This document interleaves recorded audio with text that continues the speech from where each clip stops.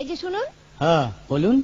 আপনি একটু সরে দাঁড়ান। আপনি একটু সরে বসুন। আমার অসুবিধে হচ্ছে তাই বললাম। আমার সুবিধে হচ্ছে তাই দাঁড়ালাম। অসভ্য, সভ্য, ন্যাকামো, জ্যাঠামো, ইডিয়েট। ক্লেভার।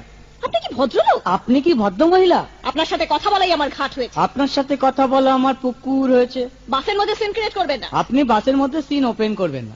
দেখতে তো একেবারে ভিলে।